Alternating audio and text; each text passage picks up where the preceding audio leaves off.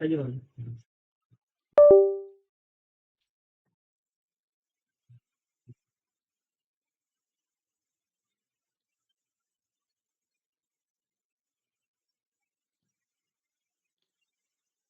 बच्चे, कल जो है अब नया चैप्टर हमारा चल रहा था इलेक्ट्रोमैग्नेटिक।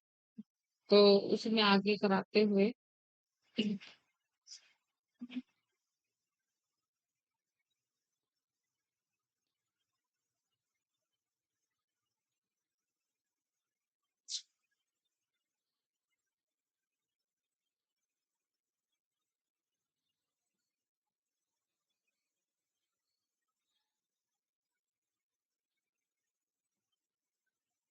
हम पढ़ रहे थे इलेक्ट्रोमैग्नेटिक वेव्स।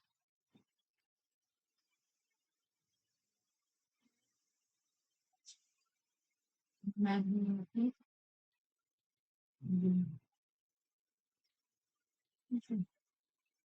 जैसा कि मैंने बताया कि इलेक्ट्रोमैग्नेटिक में दोनों ही पार्ट है, इलेक्ट्रिक भी और मैग्नेटिक भी। एक ऐसी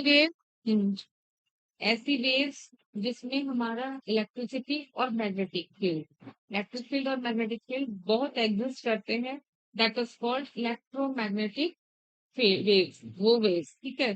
तो मैं आपको उसके बारे में, मैंने कल काफी सारे आपको फॉर्मूले भी बताए थे। अब उससे आगे ही हम कंटिन्यू करेंगे बेटा।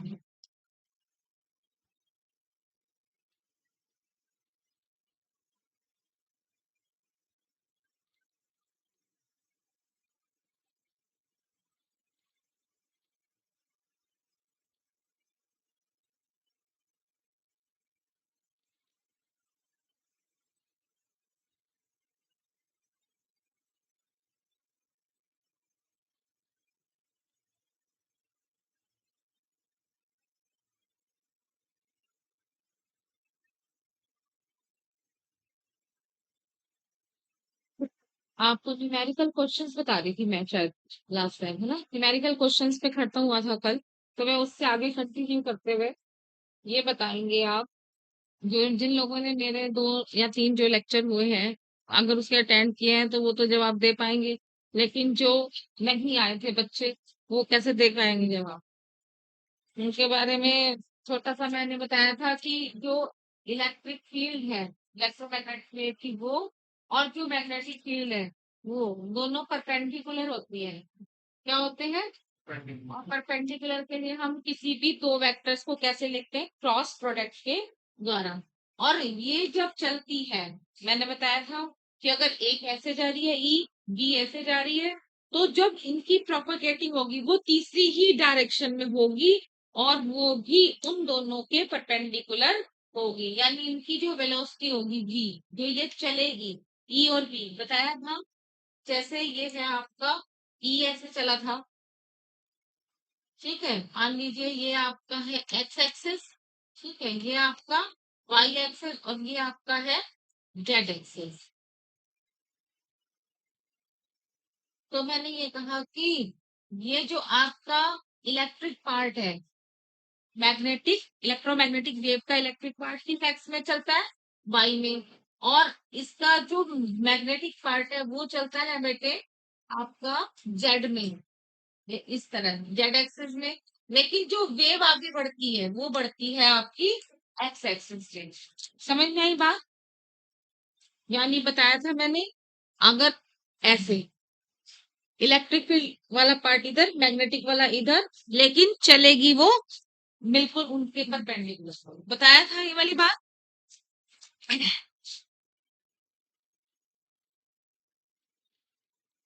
तो क्वेश्चन करते हैं इससे रिलेटेड ही।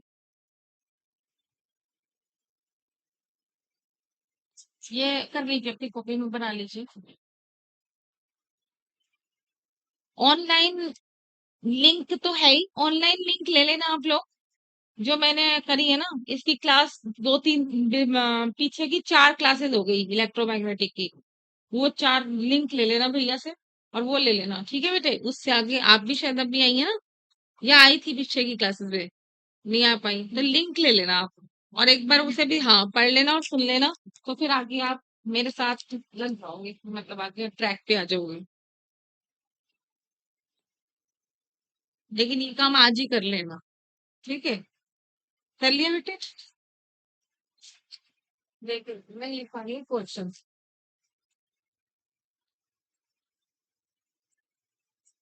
क्वेश्चन है, the electric and magnetic field of an electromagnetic wave. Electric and magnetic field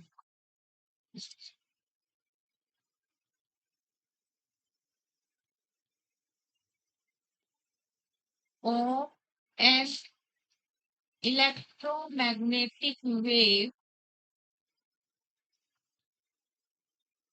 are. Options दे रही हूँ, आप बताएंगे कि कौन सा ट्रू है कौन सा सही है। ए ऑप्शन है आपका, इन अपोजिट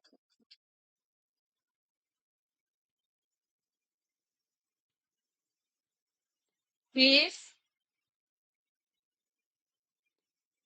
एंड परपेंडिकुलर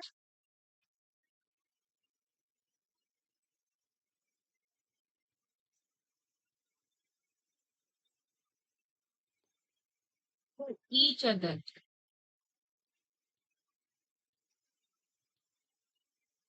पहला ऑप्शन। दूसरा ऑप्शन है, in opposite face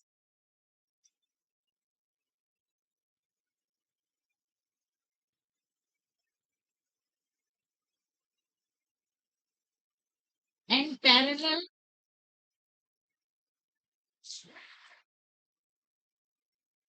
to each other.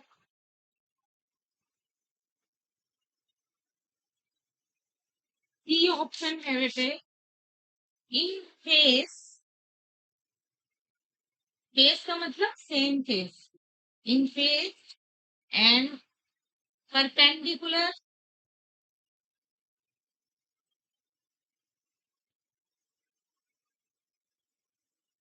Each other.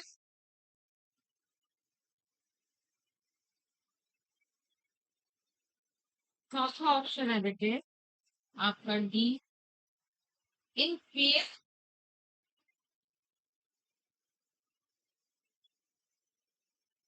And parallel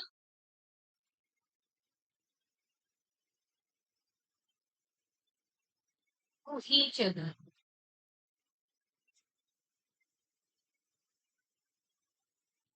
बताइए बेटा। नहीं, बताओ बेटा। मैंने कहा कि इलेक्ट्रिक और मैग्नेटिक फील्ड, ई और बी। इलेक्ट्रिक फील्ड हम किससे दिखाते हैं, ई से, और मैग्नेटिक फील्ड किससे दिखाते हैं, बी से। उन्होंने कहा कि जो है किसी भी इलेक्ट्रोमैग्नेटिक वेव की, उसके लिए जो कौन सा कथन सकते हैं, पहला है in opposite phase and perpendicular to each other. हाँ ये तो सही है कि परपेंडिकुलर होती है, लेकिन ये मैंने आपको बताया था सेम फेस में चलती है। बताया था कि जब भी कोई इस तरह चलेगी, ये सेम, बताया था मैंने आपको, मैक्सिमा और मिनिमा एक होते हैं बिल्कुल। ये देखिए,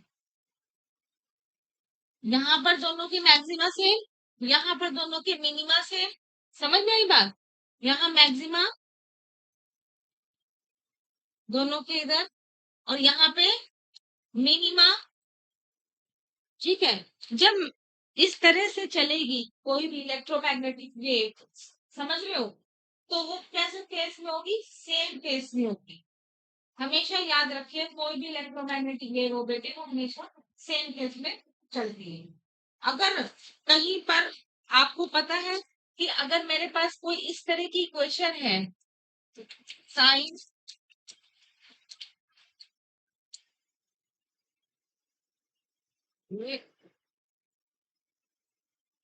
अगर इस तरह की क्वेश्चन है, ये क्या होता है आपका एम्पलीट्यूड, और ये क्या है वेव वेक्टर। ये देखिए, आपको मैंने बताया था कि जब भी किसी इक्वेशन पे ये चीज होती है फेस, ये आपकी सेम है। ई ई में भी और बी में भी एक वेव में दो चीजें होती हैं, इलेक्ट्रिक भी और मैग्नेटिक वेव भी। ठीक है, जब भी कहीं इलेक्ट्रोमैग्नेटिक वेव का जिक्र होगा बेटे, तो ध्यान रखिएगा कि आपका ई पार्ट भी होगा, उसी में ही बी पार्ट होगा, और वो दोनों सेम में फेज में होगी। समझ में आई बात? और फेज कहलाता है ये वाला पोर्शन, ये वाला जो है सेम होगा दोनों का, इलेक्ट्रिक का भी और मैग्नेटिक का भी। तो आपका ऑप्शन नंबर देखिए, ना तो पहला है ना दूसरा है, क्योंकि अपोजिट फेज में नहीं है। अब सेम फेज में ये है सी और डी, लेकिन सेम फेज के साथ साथ ही उसने क्या कहा, परपेंडिकुलर टू ईच अदर, यानी ई और बी आपस में परपेंडिकुलर भी होते हैं। मैंने आपको बताया इलेक्ट्रोमैग्नेटिक वेव को कैसे बताया मैंने अभी अभी, कि हम कैसे लिखते हैं बेटे, ई क्रॉस बी। इसका मतलब ई और बी कैसे है, परपेंडिकुलर है। तो परपेंडिकुलर वाला ऑप्शन कौन सा है सेम केस में, सी। तो सी इज द राइट ऑप्शन। ठीक है बेटे, लगा लीजिए इसका कि ये आपका सी इज द राइट आंसर।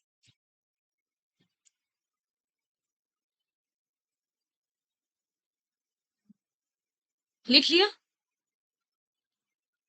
समझ में आया ना कि कैसे हुआ, समझ में आया आपको? देखिए बेटे नेक्स्ट, मैं लिख रही हूँ क्वेश्चन, उसे भी आप ही बताएंगे, क्योंकि उससे रिलेटेड मैंने बहुत सारा काम कराया है आपको।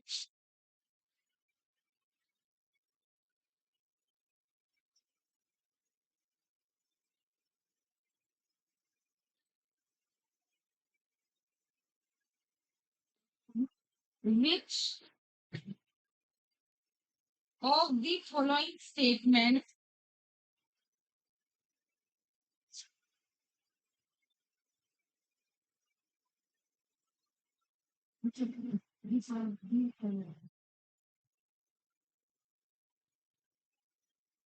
statement is false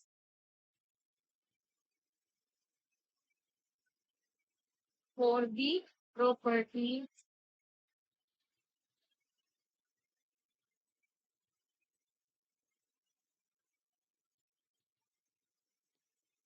of electromagnetic wave?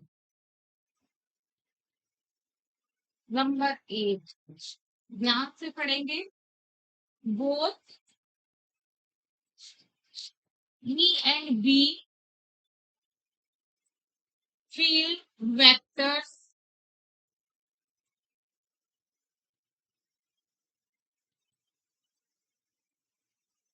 attains, attains मैंने प्राप्त करते हैं, attains the maxima and minima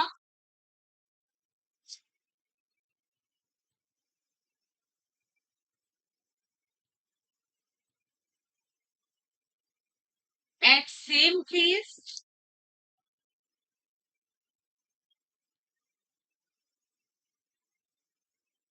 and same time। हाँ जी बेटा। ठीक है,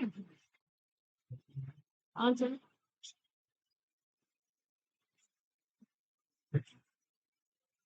दूसरा ऑप्शन है the energy in electromagnetic wave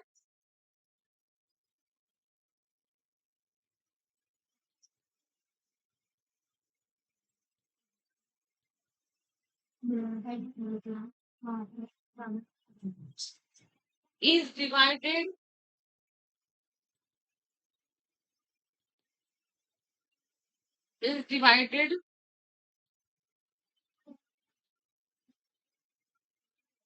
equally between electric and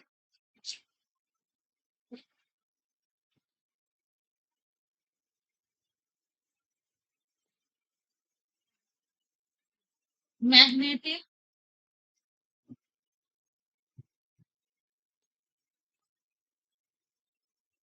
vector. C है both E and B are parallel to each other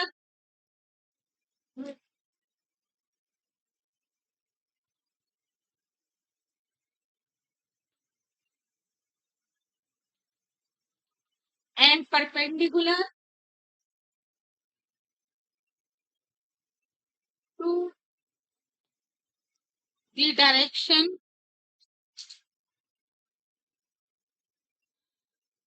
of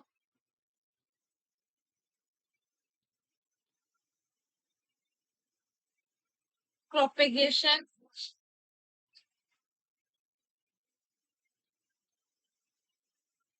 of wave।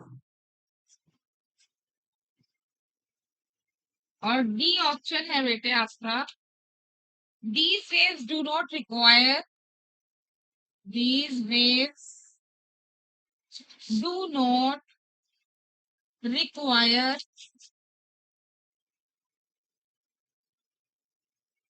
ये जो waves हैं do not require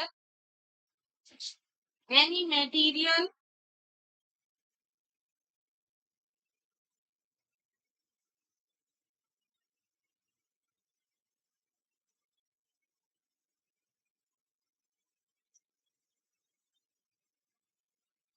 medium for propagation।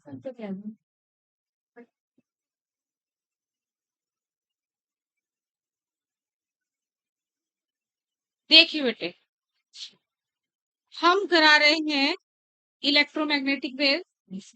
Electromagnetic wave के 4 lecture हो चुके हैं, तो इसका मतलब काफी बहुत हद तक काफी हो चुका है।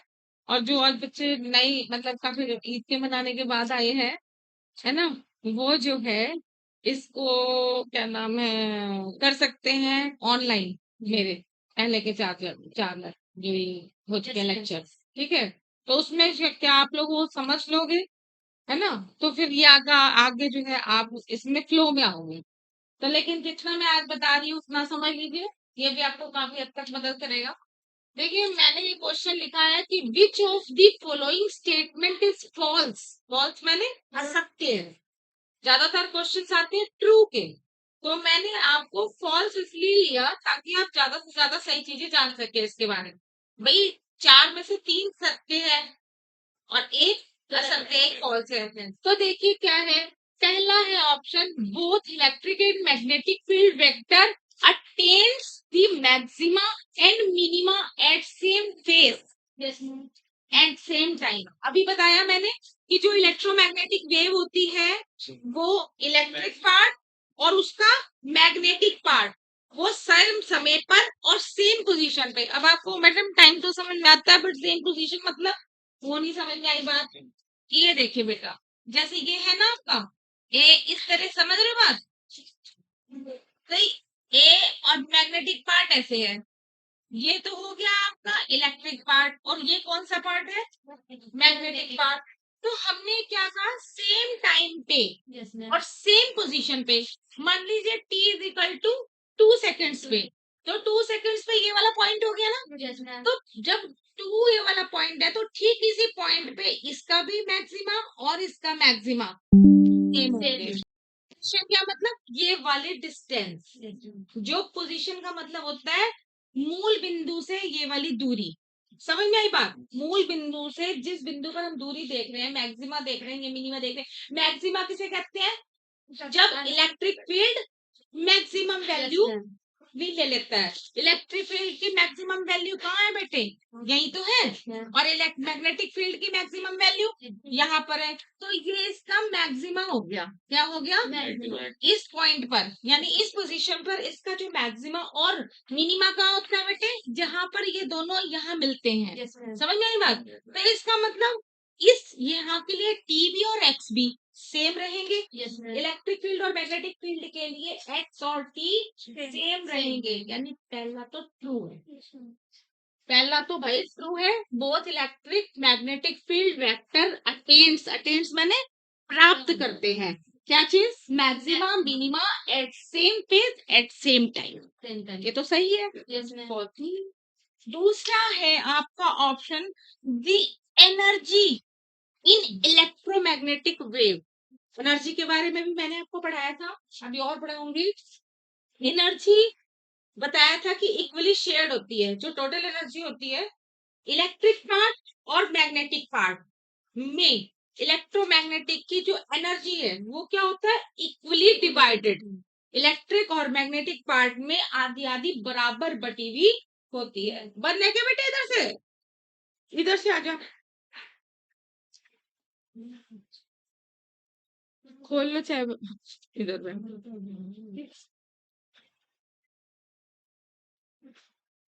आप समझ रहे हो? तो उसमें क्या है दूसरा ऑप्शन बेटे? The energy in electromagnetic wave is divided equally between E and B. ये तो मैंने कहा भाई, ये तो होता ही है कि जो एनर्जी है वो इलेक्ट्रिक फील्ड में भी और मैग्नेटिक फील्ड में भी कैसी होती है? इक्वली डिवाइडेड होती है। बताया था इलेक्ट्रोमैग्नेटिक वेव की एनर्जी जो है दोनों में बराबर बराबर बटी होती है। तो इसका मतलब ये भी फॉल्स नहीं है, ये भी सही है। अब आ जाइए थर्ड ऑप्शन पे। मैंने ये क्वेश्चन कर रही हूँ कि उसमें फॉल्स कौन सा है। चार दिए हैं, चार में ये देखना है कि फॉल्स कौन सा है। दोनों पहले ट्रू है। थर्ड देखिए, both E and B are parallel. मैंने आपको बताया कि ई और बी कैसे होते हैं? ई एंड बी परपेंडिकुलर होते हैं ना। तो पहला तो ऑप्शन यही फॉल्स है इसका कि ये पैरेलल टू ईच अदर। और क्या कहा कि perpendicular to the direction of propagation. ये तो सही है कि प्रोपेगेशन परपेंडिकुलर है, लेकिन वो आपस में कैसे होते हैं? परपेंडिकुलर होते हैं आपस में भी, लेकिन इसमें लिखा है पैरेलल। इसका मतलब ये क्या है? फॉल्स। ठीक है, इसका मतलब। और फोर्थ भी देख लीजिए, these waves do not require any material। मैंने आपको पहले ही बता दिया था कि इलेक्ट्रोमैग्नेटिक वेव को चलने के लिए जरूरी नहीं है कि किसी माध्यम की आवश्यकता हो। Yes ma'am. ठीक है, इसे किसी भी मटेरियल, किसी भी मीडियम की आवश्यकता नहीं होती। अगर मीडियम में चल सकती है, मैं ये नहीं कह रही कि मीडियम में नहीं चलती, मीडियम में चल सकती है, लेकिन जरूरी मीडियम में ही चले ऐसा नहीं। वैक्यूम में भी चल सकती है। वैक्यूम में जो इसकी स्पीड ऑफ इलेक्ट्रोमैग्नेटिक वेव बताई थी मैंने, किसके बराबर बताई थी? प्रकाश की चाल के बराबर। वैक्यूम में, फ्री स्पेस में, मतलब अगर वैक्यूम आ जाता है किसी क्वेश्चन में, तो आपको स्पीड दे रखी है इलेक्ट्रोमैग्नेटिक। किसी क्वेश्चन में ये लिख दिया कि एक electromagnetic wave is travelling in vacuum, तो आप समझ लीजिए कि इलेक्ट्रोमैग्नेटिक वेव की आपको स्पीड दे रखी है। कितनी दे रखी है? 3 × 10⁸, क्योंकि उसकी उसमें स्पीड, वैक्यूम में इलेक्ट्रोमैग्नेटिक वेव की जो स्पीड होती है वो किसके बराबर होती है? स्पीड ऑफ लाइट के। क्लियर?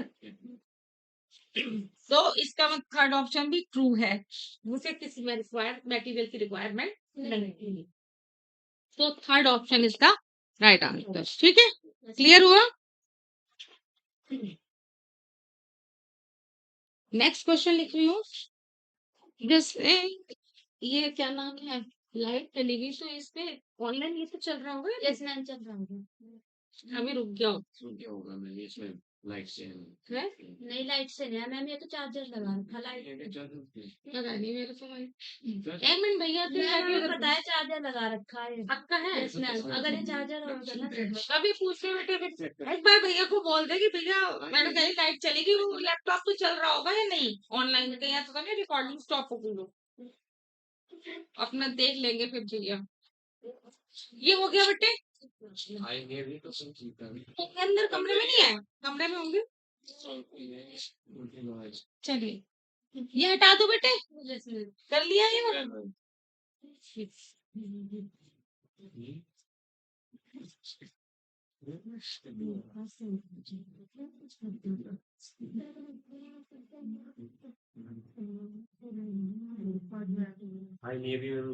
अच्छा, ठीक है। तो वैसे वो चले गए होंगे, या तो फिर चल तो रही है वैसे ठीक है। हाँ।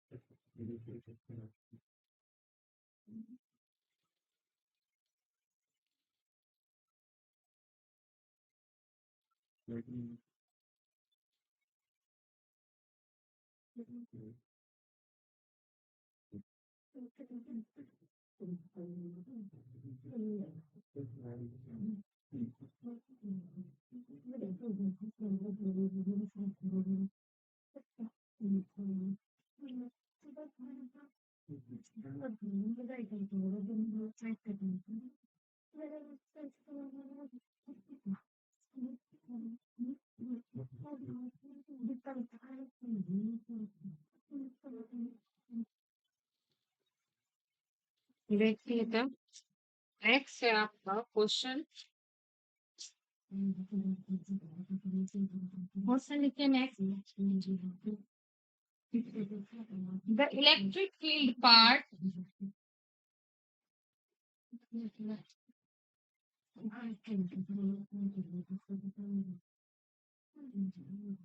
of an electromagnetic wave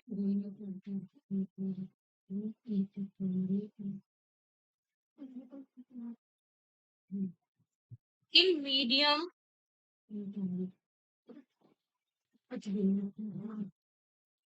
is represented by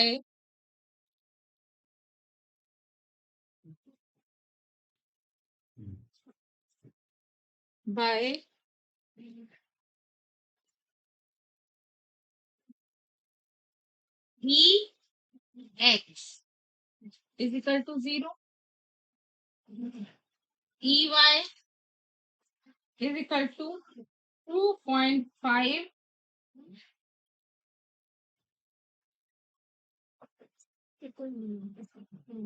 cos, ये n बाई सी इसकी वो है यूनिट्स, कॉस ब्रैकेट में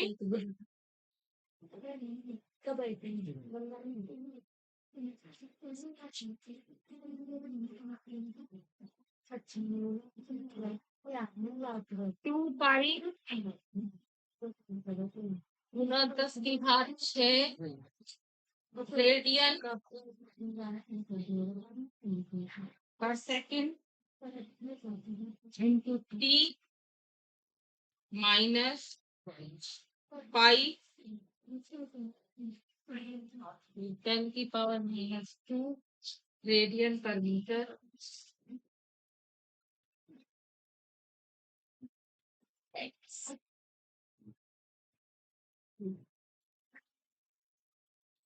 और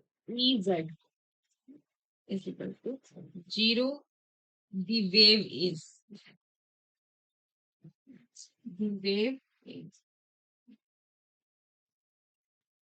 देखिए बेटे, इसके ऑप्शंस लिख रही हूं मैं। पहला option moving along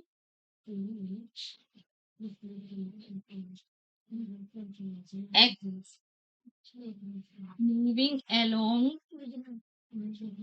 X direction. बताना बेटे ये वाली जो इलेक्ट्रोमैग्नेटिक वेव जो मैंने लिखी है ये किसके अलोंग चल रही है, कौन से एक्सिस के अलोंग, बता सकता है कोई? Moving along X direction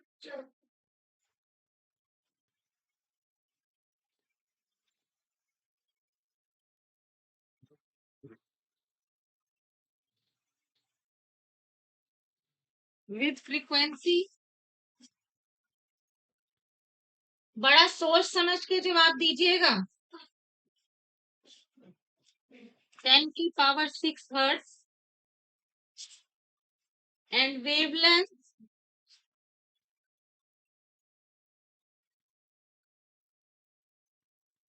200 metre, पहला ऑप्शन। दूसरा वी मूविंग बल्कि 10 की पावर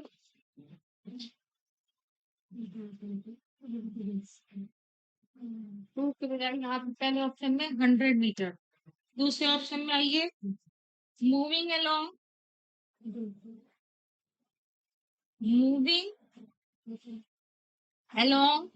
ध्यान से देखिए, अच्छे से पढ़िए इस इक्वेशन को, हर चीज को पढ़िए, कौन क्या क्या देता है।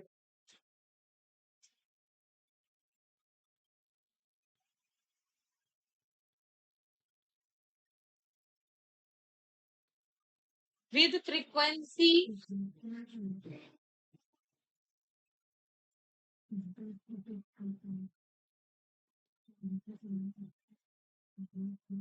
टेन की power 6 hertz and wavelength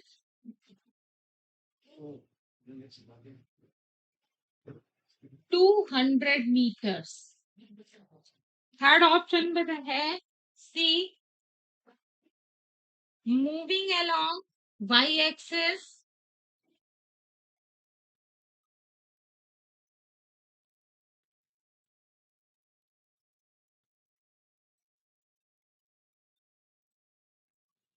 moving along y direction with frequency,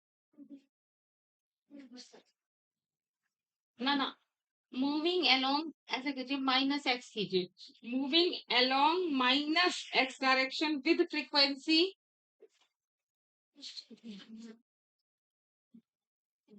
10 की पावर 6 हर्ट्ज और वेवलेंथ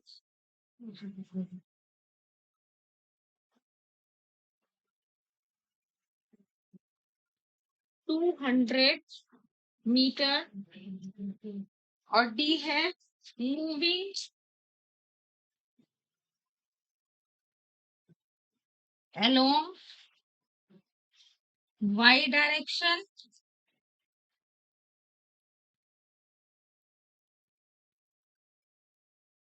with frequency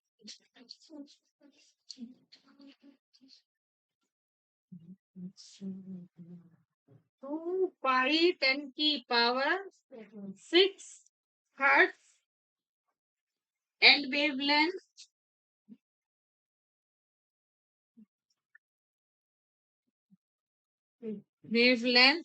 200 meters।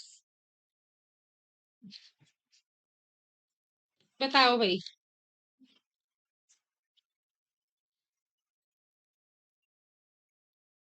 ध्यान से समझिए पहले क्या कहा क्वेश्चन ने कि इलेक्ट्रिक फील्ड पार्ट मतलब vector E of an electromagnetic wave in medium is represented by, कैसे दिखाया जाता है, ई एक्स। ई एक्स मतलब 0, ई इलेक्ट्रिक पार्ट एक्स एक्सिस में नहीं है और साथ में ई जेड भी, यानी कि जेड एक्सिस में भी इलेक्ट्रिक का पार्ट नहीं है और ये ई वाई का मान है, यानी इलेक्ट्रिक फील्ड जो है वो कौन से एक्सिस में है, समझ में आई बात, इलेक्ट्रिक फील्ड कौन से एक्सिस में है, वाई एक्सिस में है। समझ में आई बात, इतना मेन क्लियर हो गया कि इलेक्ट्रिक फील्ड हमारी वाई एक्सिस में चल रही है, ठीक है। उसने कहा कि द वेव इज, पहला ऑप्शन है मूविंग अलोंग एक्स डायरेक्शन, क्या चीज, उसने अब क्या पूछा है, wave, what do you mean by wave, electromagnetic wave. तो आपको पता है कि इलेक्ट्रोमैग्नेटिक वेव का मतलब ये थोड़ी होता है कि इलेक्ट्रिक पार्ट या मैग्नेटिक पार्ट, दोनों को मिला करके चलना होता है इलेक्ट्रोमैग्नेटिक वेव तो, है ना। तो मुझे ये देखना है कि इलेक्ट्रोमैग्नेटिक वेव जो है वो कौन सी डायरेक्शन में चल रही है।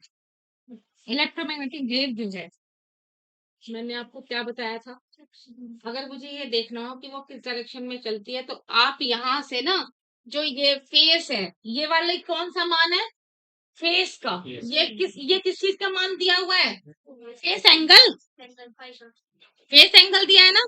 क्या होती है आपकी जनरल इक्वेशन, छोटी सी मान लो, y is equal to Y zero sine omega T minus K X, यही होता है। मैंने आपको क्या बताया था, कि जब भी मुझे ये देखना है कि इलेक्ट्रोमैग्नेटिक वेव कौन से डायरेक्शन में चल रही है, तो आप ये देख लो कि यहाँ क्या चीज लिखी है, एक्स लिखा है, वाई लिखा है, जेड लिखा है, जो चीज यहाँ लिखी है वो उसी डायरेक्शन में चल रही है। तो इस पूरी इक्वेशन में ये देख लो कि कहाँ कहीं एक्स वाई या जेड में कुछ लिखा है। हाँ ये देखो, ये क्या लिखा है, तो इसका मतलब wave is propagating in x direction. अब कहोगे मैडम एक्स भी तो दो है, प्लस या माइनस, इसमें लिखा है कि एक्स कौन सा एक्स, प्लस एक्स या फिर माइनस एक्स, है ना। ये आपका जो है प्लस एक्स है या माइनस एक्स, क्या करें भाई। ये भी बताया था मैंने तुम्हें कि इसे कंफर्म करने के लिए क्या होता है कि आपका अगर यहाँ माइनस है तो प्लस में, आपका फेस किस में दिया हुआ है, माइनस, तो ये प्लस एक्स में चलेगी, तो प्लस एक्स डायरेक्शन हो गई। अब बताओ कौन सा है चारों में से, ये पहला तो moving along X direction, moving along X direction, moving along minus x direction और मूविंग अलोंग वाई, तो ये दोनों तो कैंसिल हो गए, बाकी बचे ये दो, क्योंकि दोनों ही प्लस एक्सिस में दे रखे हैं। अब देखिए कैसे, अब उसने कहा कि भाई ये तो कंफर्म हो गया कि ये एक्स डायरेक्शन में प्लस में चल रहे हैं, मैंने ये देख लिया यहाँ एक्स है यहाँ माइनस है, तो ये प्लस एक्स में, और अगर यहाँ प्लस होता तो ये माइनस एक्स में चलता, कंफर्म हो जाता इतना तो। उसके बाद उसने क्या बोला, उसने बोला कि उसकी फ्रीक्वेंसी कितनी है, दोनों की फ्रीक्वेंसी। अब मुझे यहाँ से देखो बेटे, जो मेरा ये इक्वेशन है, हमारा जो ये इक्वेशन है, ये क्या होता है बेटे, ओमेगा क्या होता है, एंगुलर फ्रीक्वेंसी 2 पाई n, या कई किताबों में 2 pi f, angular frequency omega is equal to क्या होता है, 2 पाई n, कुछ ही कह लो फ्रीक्वेंसी। तो मुझे फ्रीक्वेंसी निकालने के लिए क्या करना पड़ेगा, ओमेगा बराबर 2 पाई f रख दो, और ओमेगा का जो मान दिया है इस इक्वेशन में, ओमेगा का मान जो दिया है, ओमेगा का मान कितना दिया है आपका इस इक्वेशन में, इस इक्वेशन से अगर मैं कंपेयर कर दूं तो ओमेगा कितना है, दैट इज, ये रेडियन अपॉन जो एस है ना, इसे देखकर घबरा नहीं जाना, ये इसकी यूनिट है, ये जो n अपॉन सी लिखा है ना मैंने, ये इसकी यूनिट है एम्पलीट्यूड की, और ये radian upon R, radian upon S, और ये रेडियन अपॉन एम इसकी यूनिट है, समझ में आई बात। तो आपको क्या करना है, बस आपको तो सिर्फ फ्रीक्वेंसी देखनी है, फ्रीक्वेंसी देखने के लिए आपको ओमेगा कंपेयर कर देना है, ओमेगा क्या होता है 2 पाई f, ओमेगा कितना दिया हुआ है 2 पाई गुना 10⁶, तो मेरे को मैंने क्या किया, omega, omega is equal to 2 pi f, तो f निकालने के लिए क्या कर दिया, ओमेगा अपॉन 2 पाई, ओमेगा कितना है 2 पाई गुना 10⁶, कितना दिया है 2 पाई गुना 10⁶, और बटे 2 पाई से 2 पाई आया कितना 10⁶ हर्ट्ज, यानी कि 10⁶ हर्ट्ज, यानी दोनों में है सही। उसके बाद उसने क्या कहा, वेवलेंथ 100 या 200। अब आपको पता है कि ये वाली जो हमारी फेज है, फेज में ये जो होता है K is called wave vector, और ये किसके द्वारा दिया जाता है, के इज इक्वल टू, बताया था 2 पाई अपॉन लैम्डा, बताया था कि के क्या है, K is equal to 2 pi upon lambda. अब आपको वेवलेंथ निकालना है, तो आप इससे देखिएगा K is equal to 2 pi upon lambda, और लैम्डा इधर ले जाऊं के इधर ले जाऊं, बिकॉज मेरे पास तो के की वैल्यू है ही, के की वैल्यू ही दी हुई है ना। तो मैंने क्या किया, इधर से lambda is equal to 2 pi upon K, इससे लैम्डा निकल जाएगा, खत्म। क्या है के की वैल्यू, 2 पाई अपॉन के कितना दिया है बेटे, जब मैं कंपेयर करूंगी एक्स के साथ जो लिखा है वो ये आपका के है, के पाई गुना 10⁻², के लिखो आप, के की जगह लिखो पाई गुना 10⁻², तो पाई से पाई और 10⁻², ऊपर जाके क्या हो जाएगा 10⁻+2, +2 का मतलब 100, 10⁻² का मतलब 100, और 100 गुना 2 मतलब, ये 2 भी तो है ना ऊपर, 100 से गुना हो जाएगी 2 से, क्या हो जाएगा 200, कितनी आ गई वेवलेंथ 200, तो कौन सा ऑप्शन हुआ, बी। क्लियर हुआ, बात समझ में आई। यानी लैम्डा हो गया आपका 200 मीटर।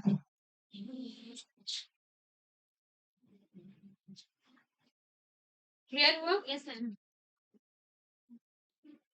तो आपको जो मैंने ये क्वेश्चन कराया, अगर वो पूछा जाता है इस क्वेश्चन में कि आप इसकी प्रोपोगेशन बताइए कौन सी डायरेक्शन में होगी, आपको आंखें बंद करके उत्तर दे देना है। क्या देखना है? सिर्फ आपको ये जो फेस है ना, फेस फेस में देखना है, एक्स दिया है, वाई दिया है कि जेड दिया है। जो चीज फेस में दी हुई है इसका मतलब वेव प्रोपोगेटिंग उसी डायरेक्शन में है। और प्लस डायरेक्शन या माइनस डायरेक्शन देखना है तो फेस एंगल में कौन सा निशान है, प्लस का या माइनस का। अगर प्लस है तो माइनस में चलेगी, और माइनस है तो प्लस में चलेगी। कंफर्म, आंखें देख के, आंखें बंद करके ये वाली चीज आ गई। दूसरा, आपको अगर फ्रीक्वेंसी निकालनी है तो एंगुलर फ्रीक्वेंसी से उसका रिलेशन होगा। सिंपल फ्रीक्वेंसी भी एंगुलर फ्रीक्वेंसी से रिलेट होगी, तो ओमेगा की वैल्यू को रख देना है। और अगर आपको कहीं पे भी भूल के तरंगदैर्घ्य आनी है तो आपका वेवलेंथ किससे रिलेटेड होता है? वेव वेक्टर से। देखिए बेटे, अगर आपसे वेव वेक्टर पूछा जाता है तो डायरेक्ट आप के की वैल्यू रख देंगे, ठीक है। अगर आपसे फ्रीक्वेंसी वेव लेंथ पूछी जाती है तो के बराबर 2 पाई अपॉन लैम्डा रख देंगे, और के की जगह के का मान रख दिया और लैम्डा का मान निकाल दिया उससे, तरंगदैर्घ्य। ठीक है। अगर आपने इस तरह से के पूछे तो भी आपको पता है, क्योंकि आपके पास तो पूरा फेस है। अगर आप निकालना चाहे लैम्डा तो भी के मान से आप लैम्डा निकाल सकते हो। इसी तरह से आपके पास अगर फेस है तो आपको कोणीय आवृत्ति भी आपके पास है, ओमेगा। और अगर आप चाहो सिंपल फ्रीक्वेंसी निकालना तो फिर आप ओमेगा बराबर 2 पाई एन या 2 पाई एफ रख के सिंपल फ्रीक्वेंसी कैलकुलेट कर सकते हो। क्लियर? इस तरह के क्वेश्चन आप किसी भी तरीके से जो पूछा जाता है वो इस तरह से कर सकते हो। अच्छा, अब आ जाइए पीक वैल्यूज।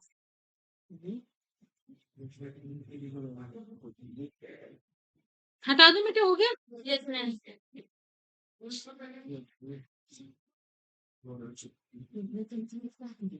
अगर बीच में कुछ ऐसा लिखा हुआ होता है ना, रेडियन बाय एस, तो आप ये समझिए ये मान नहीं है, इसकी यूनिट है।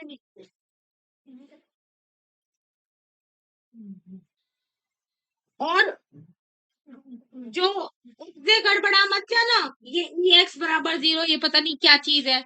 इसका मतलब ये है कि जो इलेक्ट्रिक पार्ट है वो एक्स में नहीं चल रहा। अगर हमारे पास ई वाई का मान दे रखा है तो इसका मतलब क्या है कि इलेक्ट्रिक पार्ट किस में चल रहा है? वाई में। लेकिन वेव प्रोपोगेट नहीं कर रही, इलेक्ट्रोमैग्नेटिक वेव वाई में नहीं चल रही, वो किस में चल रही है? वो किस में चल रही है? जो फेस में दिया हुआ होगा अंदर।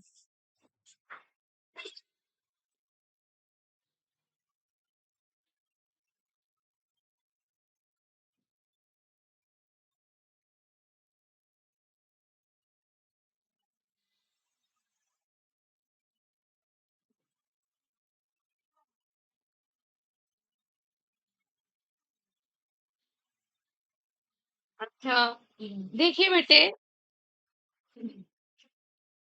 मैंने पहले भी बताया था, एक बार फिर बता रही हूँ कि जो आयाम होता है किसी भी इलेक्ट्रोमैग्नेटिक वेव का एम्पलीट्यूड होता है, that is called peak value. वो उसकी पीक वैल्यू कहलाती है। जैसे मैंने बताया आपको कि इस तरह से मेरे पास एक इलेक्ट्रोमैग्नेटिक वेव है और इसका एम्पलीट्यूड ये है, और इसका जो मैग्नेटिक पार्ट है, इसका इलेक्ट्रिक पार्ट ऐसे चल रहा है और मैग्नेटिक पार्ट ऐसे चल रहा है। तो इसका जो ये आपका एम्पलीट्यूड है, ई का क्या होगा? ई नोट, और बी का बी नोट। तो ये इसकी पीक वैल्यूज होंगी। समझ में आई बात? तो आप लिख लीजिए पीक वैल्यू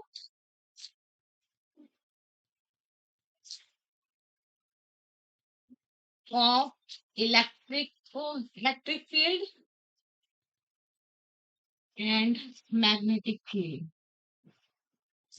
और मैंने शायद इसमें रिलेशंस भी लिखवा दिए थे, रिलेशंस 4-5 लिखवा दिए थे मैंने। मैग्नेटिक फील्ड देखिए ध्यान से,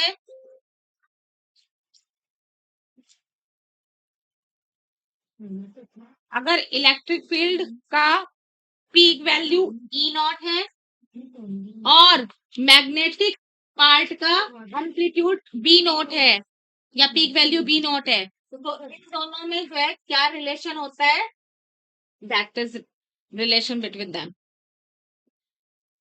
एम्पलीट्यूड ऑफ इलेक्ट्रिक फील्ड बराबर सी गुना B naught amplitude of magnetic field. समझ में आई बात?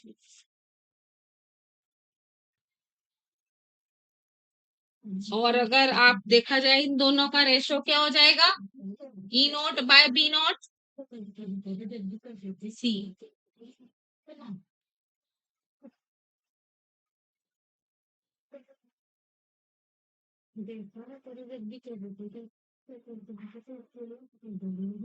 अगर आपकी इलेक्ट्रिक फील्ड और मैग्नेटिक फील्ड किसी मीडियम में चल रही है तो वहां पर E not upon B not is equal to हो जाता है वी। वी मतलब speed of electromagnetic wave. C क्या चीज है, स्पीड ऑफ लाइट।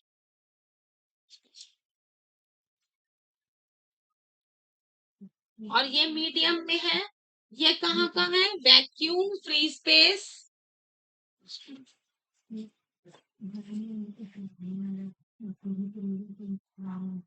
और ये कहाँ पर है, medium, in medium. Clear? Clear? Peak values का रेशो पता चल गया।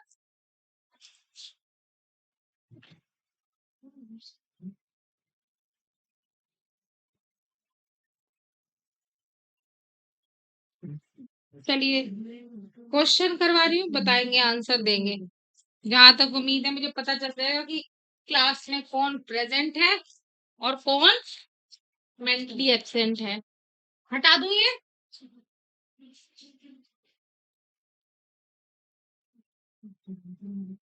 जो क्वेश्चन मैं अब लिखवाऊंगी उसका आंसर जो नहीं दे पाएगा तो मैं समझ लूंगी कि वो यहाँ प्रेजेंट होके भी एब्सेंट है।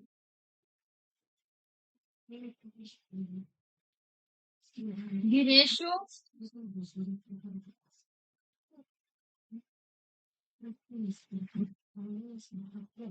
of amplitude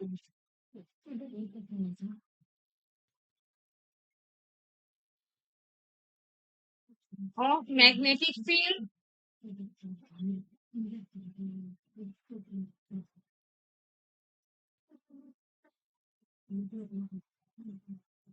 to amplitude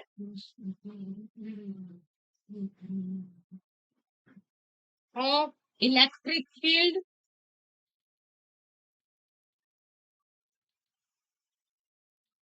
ये 2012 में आया हुआ है क्वेश्चन, 2012 में आया है नीट में।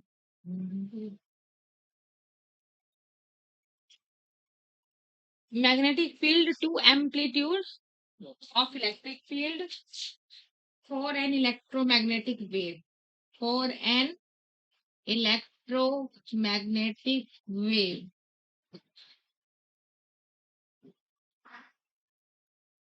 propagating in vacuum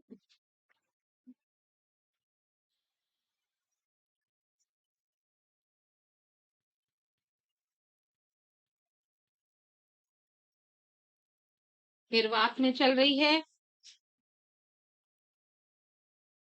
is equal to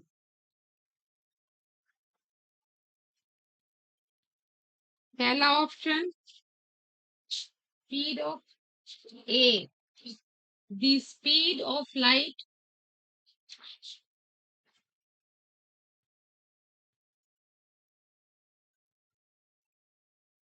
in vacuum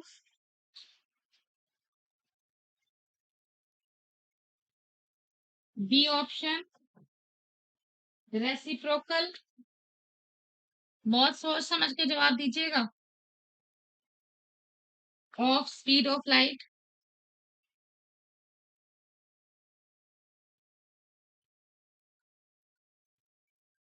in vacuum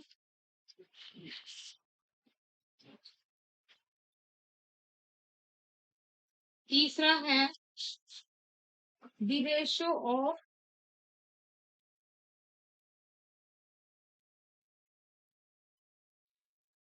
magnetic permeability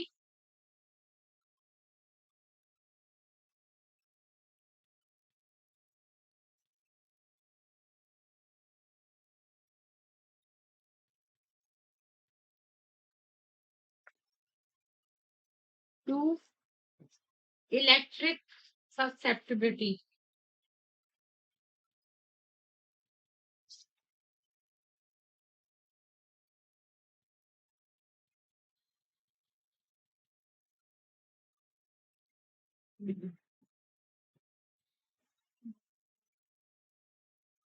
Or in of vacuum, susceptibility of vacuum. और डी है आपका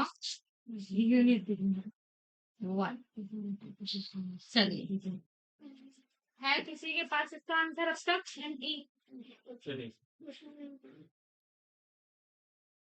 इसका मतलब आप यहाँ पे प्रेजेंट ही नहीं है। मुझे पहले ही पता था कि सब लोग ऑप्शन यही बोलेंगे। क्या होता है बता देती हूँ। जैसे अगर E0 by B0 is equal to C, तो इसका मतलब तो यही है पहले वाला। क्या कि वो स्पीड ऑफ लाइट के वैक्यूम में जो है ये स्पीड ऑफ लाइट के वैसे होता है, ठीक है बराबर। लेकिन ध्यान से क्वेश्चन तो पढ़ लो, एक बार क्वेश्चन तो पढ़ो ध्यान से, क्वेश्चन ध्यान से पढ़ो। The ratio of amplitude of magnetic field to amplitude of electric field, यानी ये क्या? हाँ जी, सी, अभी भी सी।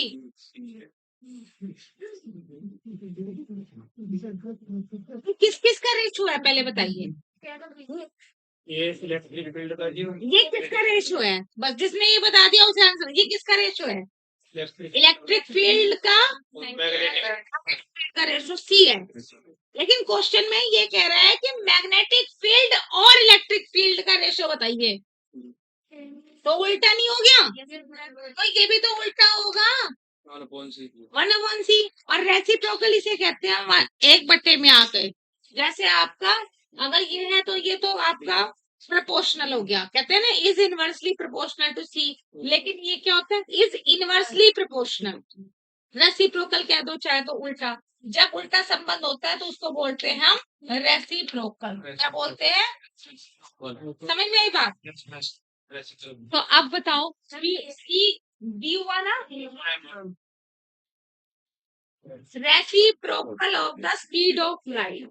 अभी लिखवाया मैंने आपको फॉर्मूला, ई क्या लिखवाया मैंने? ई बराबर ई नॉट बराबर सी इंटू बी नॉट। तो मेरे को क्या चाहिए? अब इसका रेशो चाहिए, ये इसके नीचे ले जाऊं और ये इधर ले जाऊं, तो क्या हो जाएगा? 1/c बराबर P not upon E not. तो इसका मतलब ये है किसके बराबर आ गया? Reciprocal of the speed of light.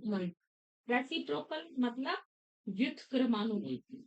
तो नाम सुने होंगे आपने, अनुक्रमानुपाती का संबंध होता है, और दूसरा होता है व्युत्क्रमानुपाती जिसमें उल्टा संबंध होता है। इंग्लिश में सीधे को बोलते हैं प्रोपोर्शनल और उल्टे को बोलते हैं इनवर्सली प्रोपोर्शनल या रेसिप्रोकल। समझ आई बात?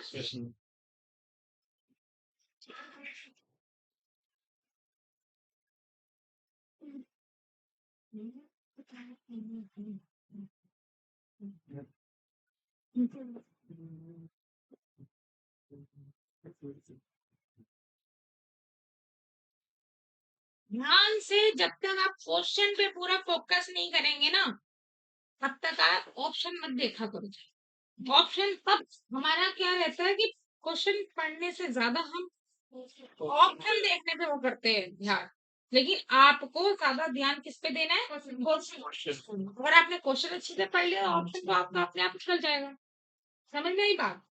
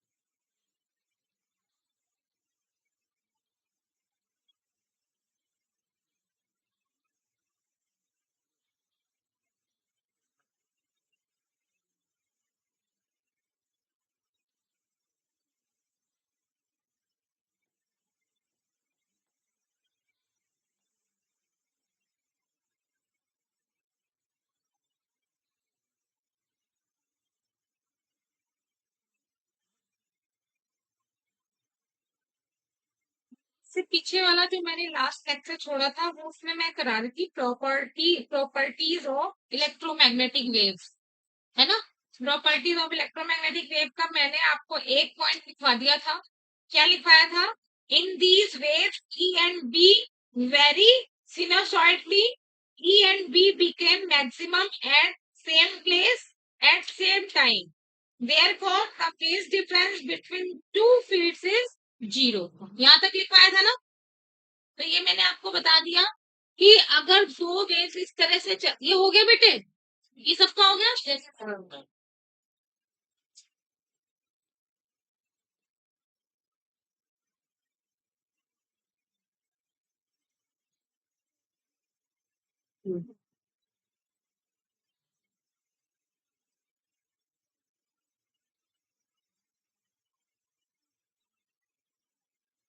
अगर कोई सी भी एक इलेक्ट्रोमैग्नेटिक वेव सेम फेस में चल रही है, सेम फेस का मतलब एंगल सेम है, तो उसका जो फेस डिफरेंस है वो होगा कितना? 0। क्योंकि जब एंगल सेम है, जितने एंगल में इलेक्ट्रिक पार्ट चल रहा है उतने ही एंगल में मैग्नेटिक पार्ट चल रहा है, तो phase difference between both is 0। समझ रहे हो आप? जो फेस आपके लिए इलेक्ट्रिक मैग्नेटिक जो इलेक्ट्रिक फील्ड का है वही आपका फेस मैग्नेटिक फील्ड का है, तो फेस डिफरेंस क्या होगा? 0 होगा। उसके बाद है electric field and magnetic field are perpendicular to each other as well as फटाफट इसकी सेकंड प्रॉपर्टी की जो यहाँ पे अब आपसे लगी प्रॉपर्टीज ऑफ इलेक्ट्रोमैग्नेटिक वेव। देखिए इसका जो प्रॉपर्टीज ऑफ इलेक्ट्रोमैग्नेटिक वेव्स का दूसरा पॉइंट है, लिखिएगा electric field and magnetic field are perpendicular to each other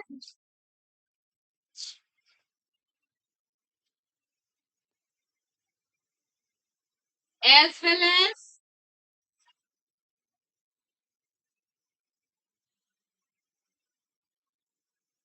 to direction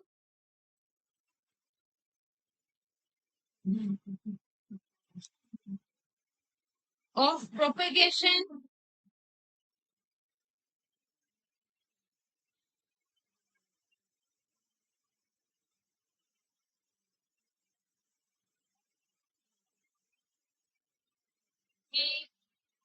direction of as well as the direction of the direction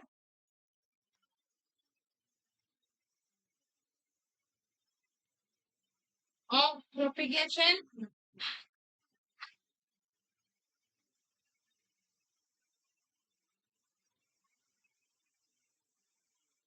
the direction can be determined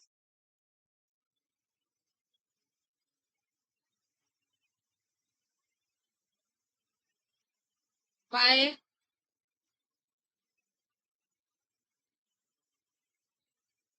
E cross E.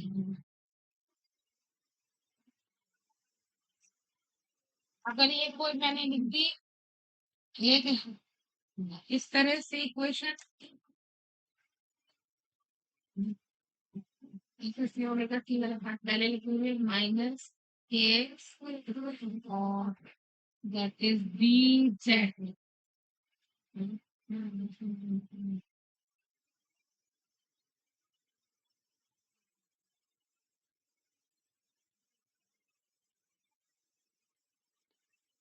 Same angle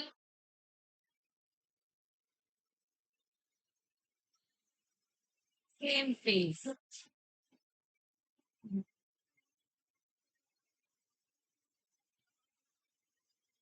delta phi equal to 0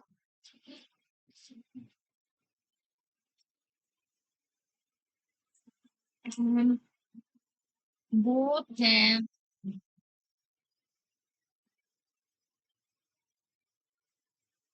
same maxima and same minima at same time, same position and same.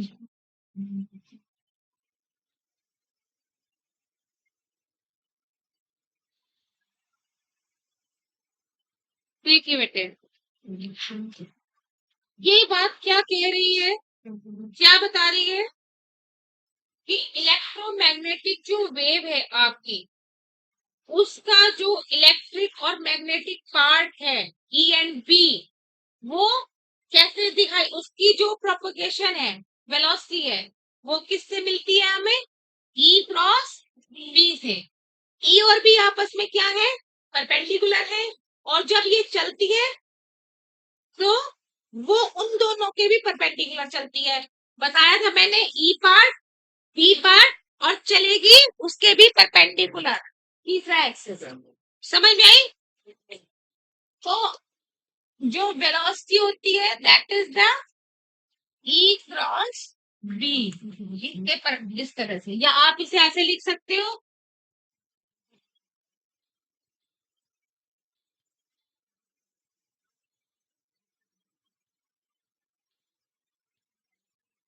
ये आपस में तीनों क्या होते हैं, perpendicular होते हैं।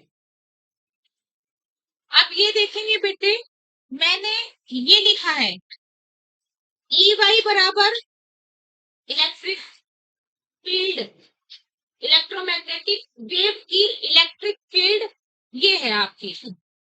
बताइए इस वाली इक्वेशन में एम्पलीट्यूड कितना है इसका, इलेक्ट्रिक पार्ट का एम्पलीट्यूड कितना है ए नॉट और मैग्नेटिक फील्ड का amplitude, A not angular frequency, omega wave vector, इसमें भी एंगुलर फ्रीक्वेंसी, वेव वेक्टर और फेस ओमेगा टी माइनस के, इसमें भी ओमेगा टी माइनस।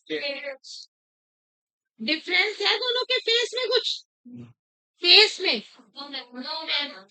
इसका मतलब डेल्टा फाई क्या होगा, phase difference is 0, phase difference is 0। समझ में आई बात? इसका मतलब इलेक्ट्रिक और मैग्नेटिक पार्ट जो है उन दोनों में फेस डिफरेंस कितना होगा, क्योंकि वो सेम फेस में चल रही है। और जब कोई इलेक्ट्रिक और मैग्नेटिक फील्ड सेम फेस में चलती है तो उसके मैक्सिमा और मिनिमा भी सेम टाइम पे सेम पोजीशन पर होते हैं। Both have same maxima and same minima at same time and same position. समझ में आई बात? ये इसकी सेकंड प्रॉपर्टी है।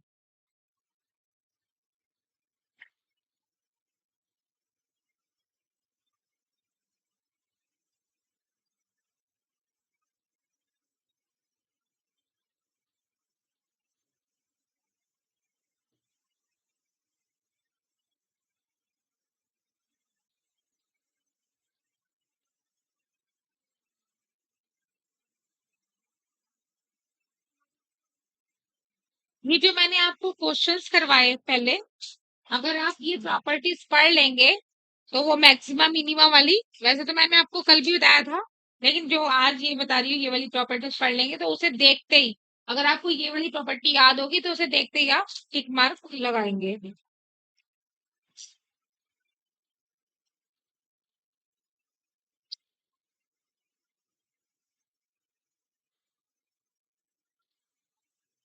ये वाली बात तो मैंने आपको कल भी बता दी थी कि अगर आपका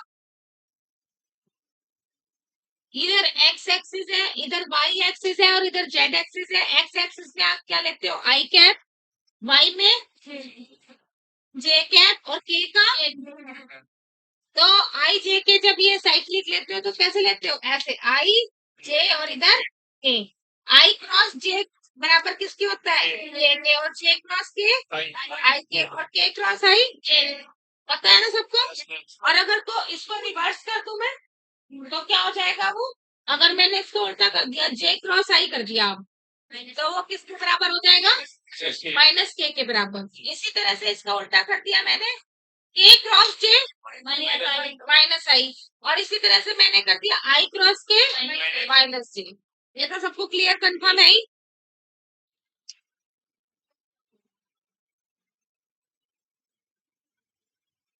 थर्ड लिखिए इसकी प्रॉपर्टी,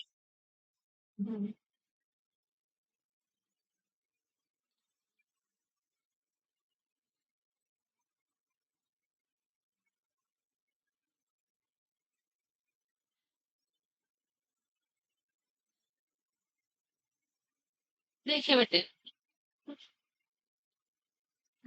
थर्ड है these waves do not require material medium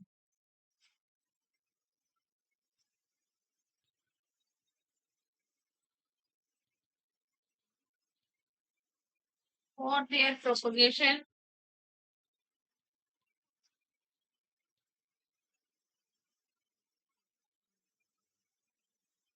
ये मैं आपको बताई चुकी हूँ कि इन वेव्स को चलने के लिए किसी मटेरियल की आवश्यकता, माध्यम मीडियम मटेरियल मीडियम की आवश्यकता नहीं होती। चौथा लिखिए, इट ट्रेवल्स, ये जो मैंने लिखा it, what do you mean by it, electromagnetic waves. यहाँ पे किसकी बात चल रही है, इलेक्ट्रोमैग्नेटिक वेव्स की प्रॉपर्टीज चल रही हैं। तो it travels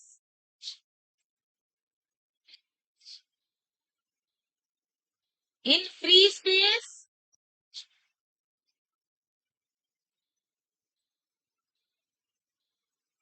with speed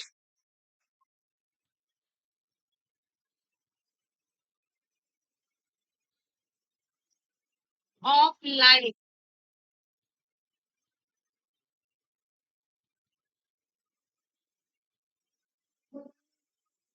3 × 10⁸ metre प्रति second.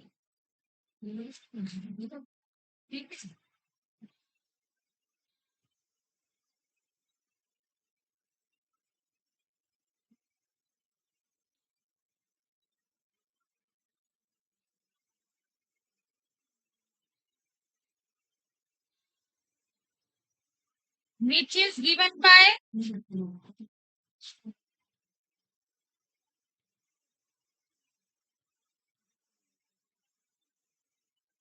T is equal to 1/√μ mu naught और एप्सिलॉन नॉट।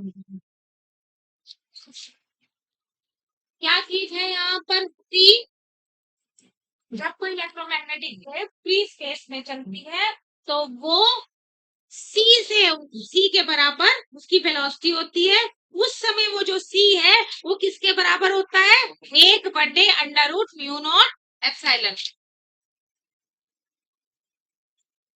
एक तो ऐसे लिख लीजिए, we have 1/4 4 1/4 pi epsilon naught, इसकी वैल्यू कितनी होती है बेटे? 9 × 10⁻⁹ माइनस नहीं प्लस के, ये ध्यान रखिएगा इसकी वैल्यू। और न्यू नोट की वैल्यू कितनी होती है? 4 पाई × 10⁻⁷ नोट कर लीजिए इनकी वैल्यूज, ये स्टैंडर्ड वैल्यूज है। और जब इस तरह के इलेक्ट्रोमैग्नेटिक के क्वेश्चन आते हैं, ये 3-4 वैल्यूज आपको याद होनी चाहिए। 1/4 पाई एप्सिलॉन नॉट की वैल्यू 9 × 10⁻⁹ और म्यू नॉट की वैल्यू 4 पाई × 10⁻⁷ एप्सिलॉन नॉट की बता देते हैं। पहले ये देखिए कि म्यू नॉट होता क्या है और एप्सिलॉन नॉट होता क्या है। दो वर्ड्स आपने सुने होंगे, एक तो होता है परमिएबिलिटी, वैद्युतांकशीलता, परमिएबिलिटी, और एक होता है आपका परमिटिविटी।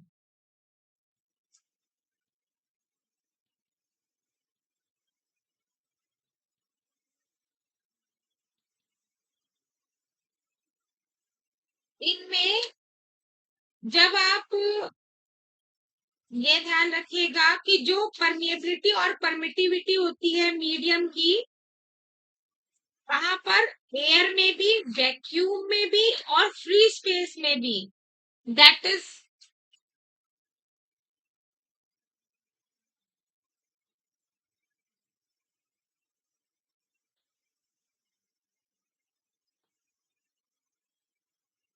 इसके द्वारा आप लिखेंगे।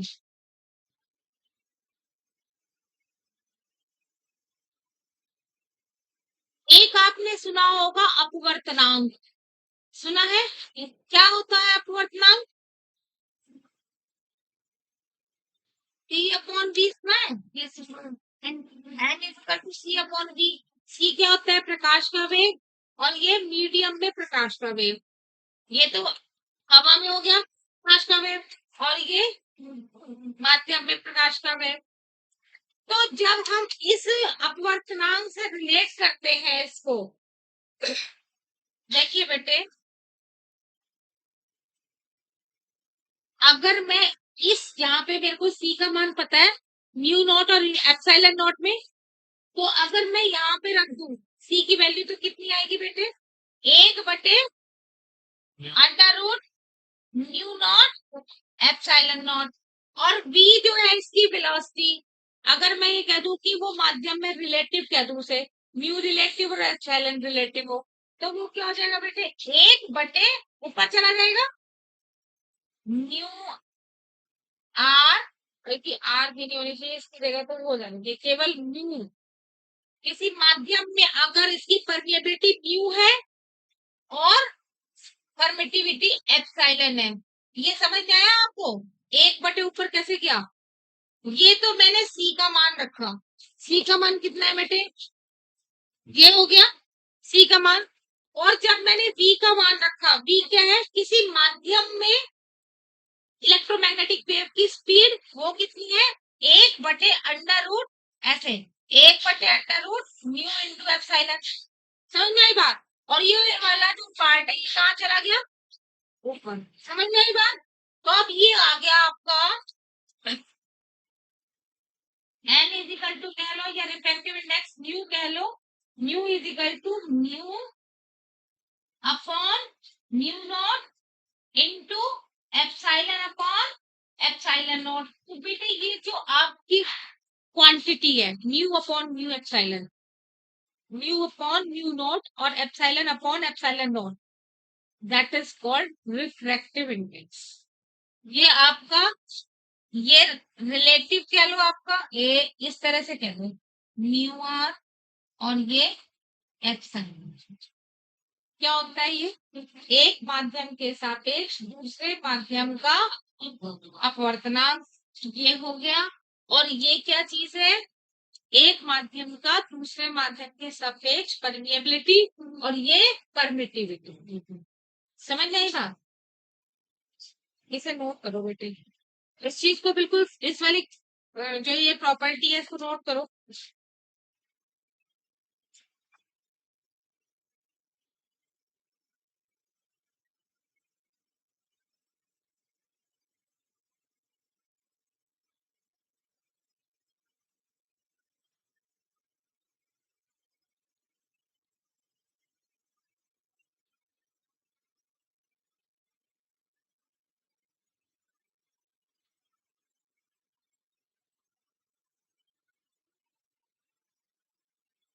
क्या चीज बेटे?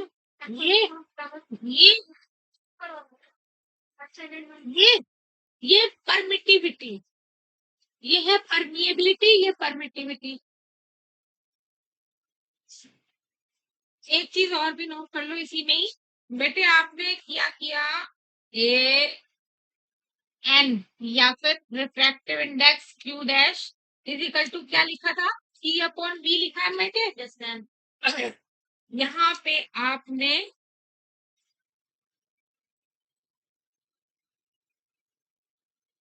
अब मेरे पास ये आ गया, रिफ्रैक्टिव इंडेक्स की वैल्यू आ गई ना मेरे पास, कितनी आई इसकी वैल्यू, ये आई।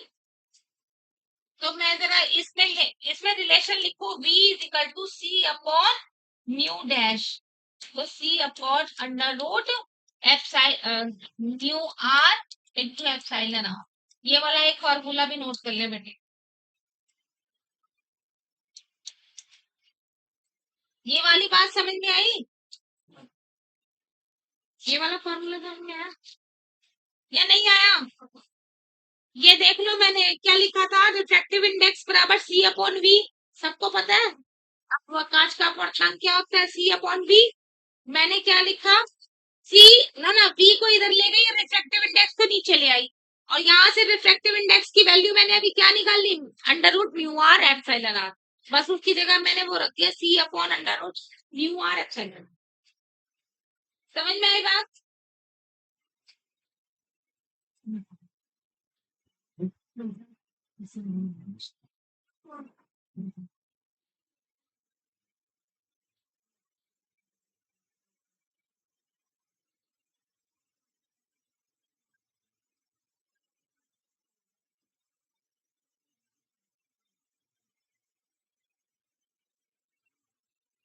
लिखिए, यहाँ लिखिए बेटे, mu r is called relative, ये लिखो ऐसे, रिलेटिव परमिएबिलिटी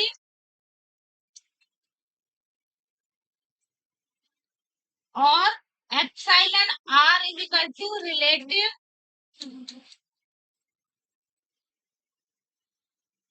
परमिटिविटी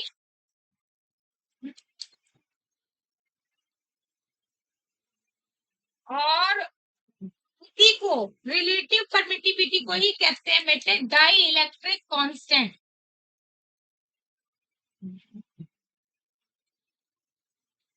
अगर आपका डाई इलेक्ट्रिक कांस्टेंट आ गया, पूछा what is the dielectric constant, तो वो क्या होता है बेटे, रिलेटिव परमिटिविटी।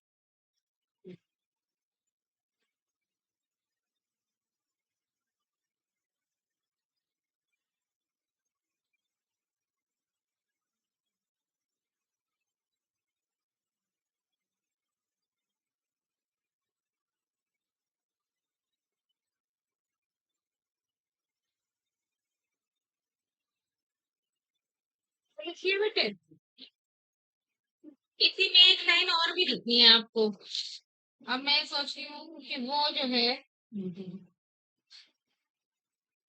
ये हटा दो बेटे, क्या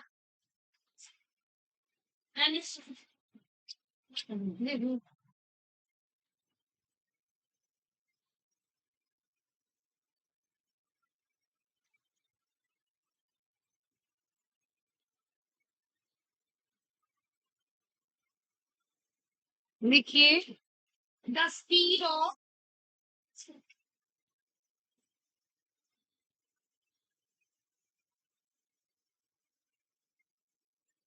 electromagnetic waves in medium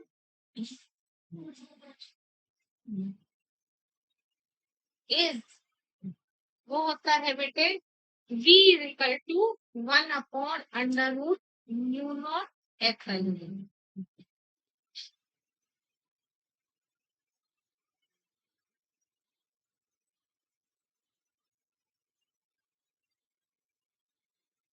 that is fifth. तो अभी 4 हुई ना, ये 5वीं प्रॉपर्टी।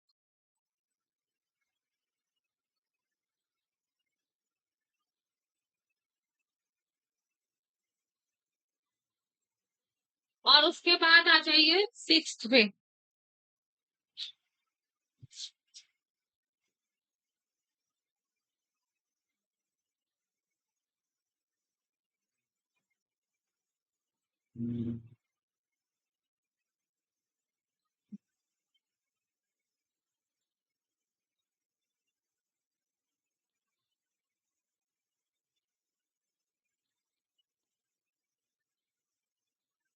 हटा दो बेटे, हो गई।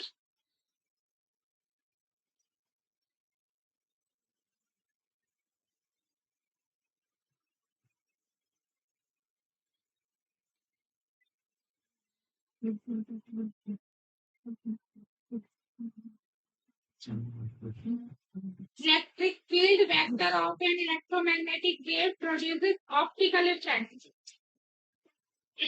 Electro electric field electric field vector of electromagnetic wave produces optical effect.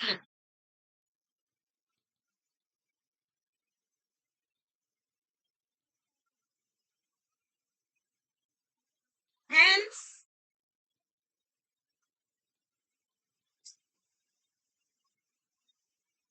it is known as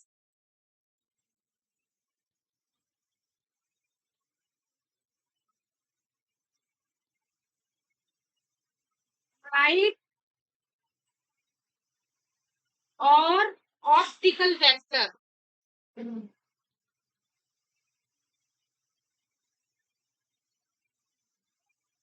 देख लीजिए बेटे, क्योंकि ये ऑप्टिकल प्रॉपर्टीज रखती है क्या, इलेक्ट्रोमैग्नेटिक वेव, इसीलिए जो इसका नाम है वो लाइट या फिर ऑप्टिकल वेव भी इसे कहते हैं। अगर कोई ऑप्टिकल वेक्टर आ जाता है, ये लिख दिया जाता है कि ऑप्टिकल वेक्टर ये दिया है, तो आप सोचेंगे कि ऑप्टिकल वेक्टर तो मैडम ने पढ़ाया ही नहीं, तो इसका मतलब क्या है, this is electric vector of electromagnetic wave.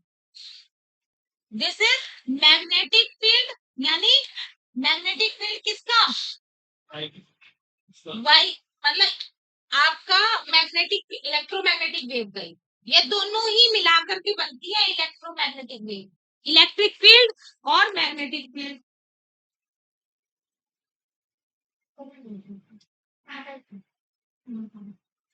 ठीक है,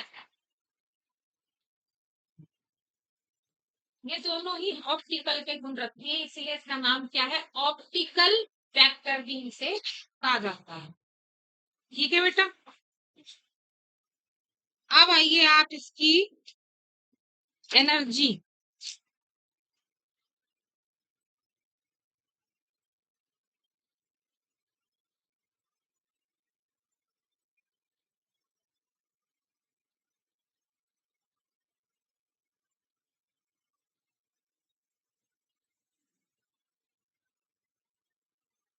क्वेश्चन लेंगे जरा 2-3।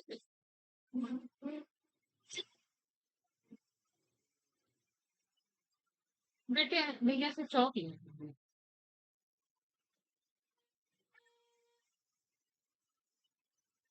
2-3 ले लो, ठीक है। एक क्वेश्चन लिखेंगे तब तक और उसे करने का प्रयास करेंगे।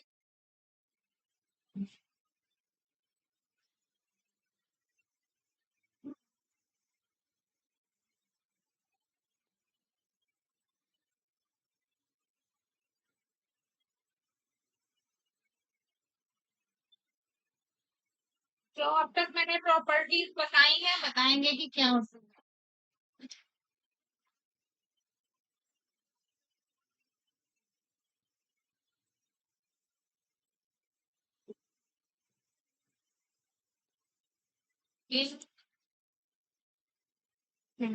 ये नीचे एग्रेटर बैग में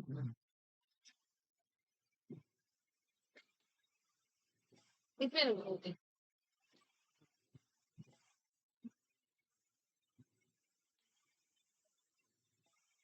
देखिए बेटे ये क्वेश्चन करेंगे। In an electromagnetic wave is in free space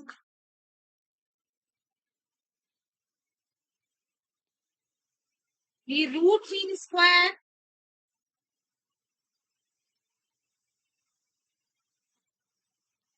मैंने आपको ये वाले फॉर्मूले लिखवा दिए थे ना, आरएमएस वाले, आरएमएस वाले लिखवाए थे। Root mean square value of the electric field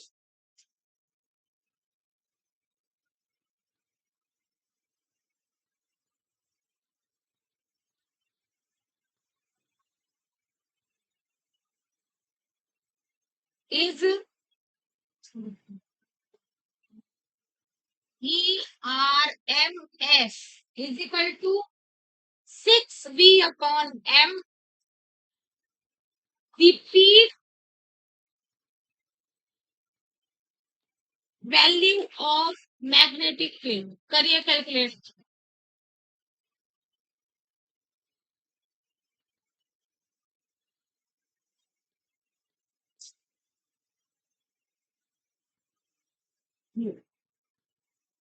option लिख रही हूँ, दिमाग लगाइए थोड़ा।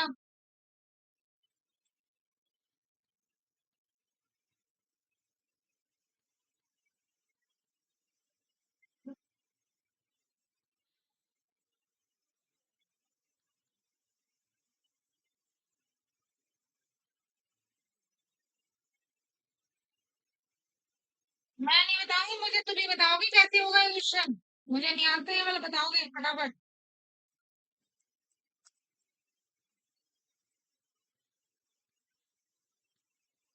बताओ भाई कैसे होगा। In an electromagnetic wave in free space, the root mean square value of the electric field ERMS is equal to 6V upon M. ठीक है, उसने कहा the peak value of magnetic field. What do you mean by peak value of magnetic field? is मतलब amplitude of magnetic field कितना होता है,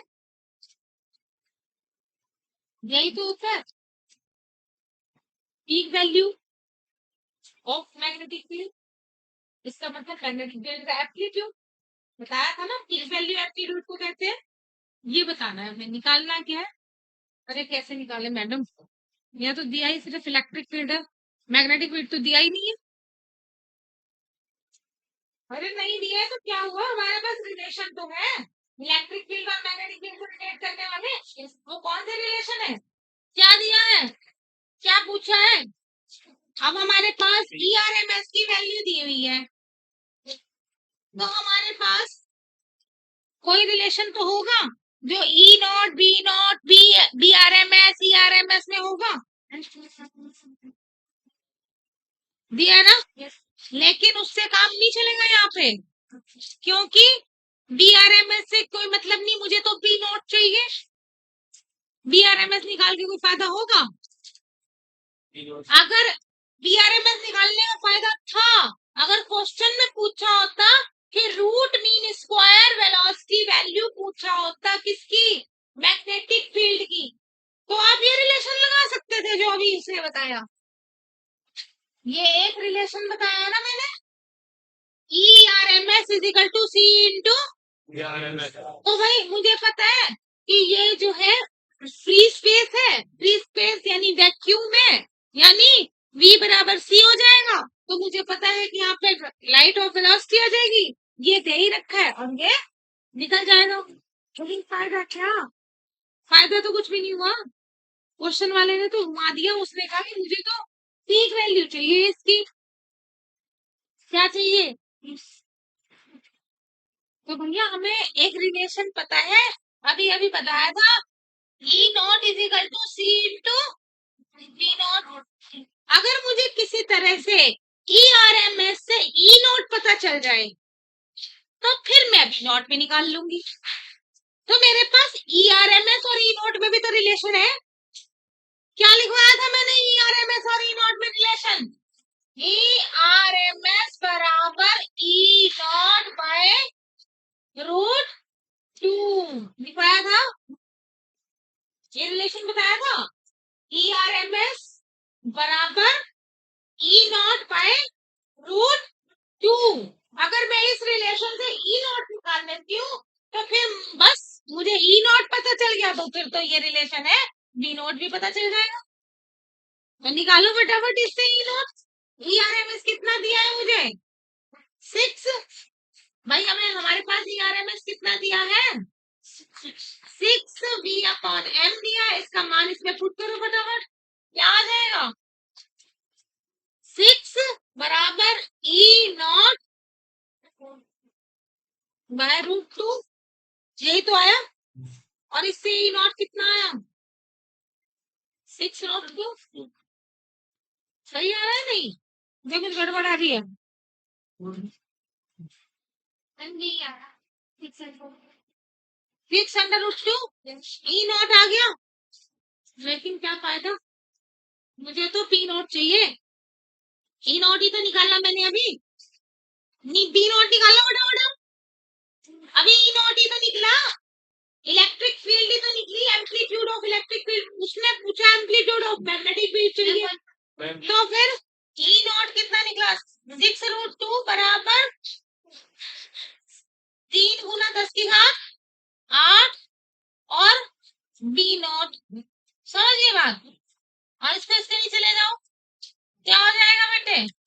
B naught 6 root 2 upon 3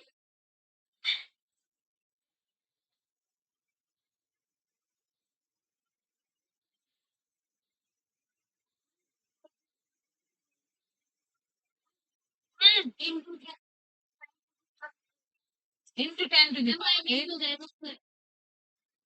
अरे नीचे गया ना, ये ऊपर जाके क्या हो गया? -8। ये नीचे गया ना बेटे, तो ये ऊपर चला गया, -8 हो गया। और फिर ये कट गया, 3 नीचे 2 रूट 2 2 देन पावर -8। अब भाई यहाँ तक कहीं पे भी रूट 2 में है नहीं, कैसे चलेगा काम? रूट 2 की वैल्यू कितनी होती है? 1.41 रूट 2 की रख दो, यहाँ पे रखो। 2 गुना 2.14 कह रही ना, 1.4 इंटू 10 की पावर -8 कितना हो गया बेटे? 2.8 इंटू 10 की पावर -8 है कोई ऑप्शन? Option number B. समझ में आई बात? तो अब ये देखिए बेटे कि मैंने जो आपको ये क्वेश्चन कराया है, इस तरीके से कराया है कि क्वेश्चन पूछने वाला अगर आपको जीआरएमएस पूछता तो भी आप निकाल लेते। अगर वो एम्पलीट्यूड के बजाय ये पूछता root mean square, root mean square of magnetic field का पूछ लेते हैं तो आप इस वाले सूत्र से निकाल लेते। अगर वो आपसे ई नॉट पूछ लेता तो आप इस वाले सूत्र से ई नॉट निकाल लेते। और अगर आपको बी नॉट चाहिए तो ये दोनों निकालने के बाद जो आपने ये वाला ई नॉट निकालने के बाद इस वाले फॉर्मूले को रिलेट करेंगे तो क्या निकल जाएगा आपका? B naught. अगर कुछ भी पूछा जाता है तो आपस में इस रिलेट करके आप कुछ भी निकाल सकते जो वो पूछ रहे हैं। तीनों समझ में आए कैसे निकालना? DRMS, E not, B not.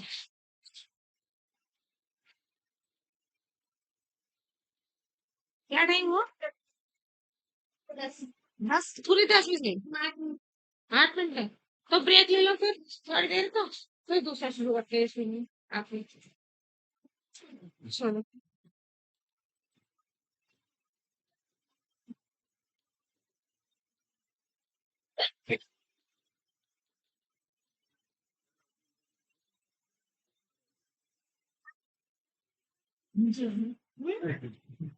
हाँ तीन चलेगी मतलब ये जगह चलेगी।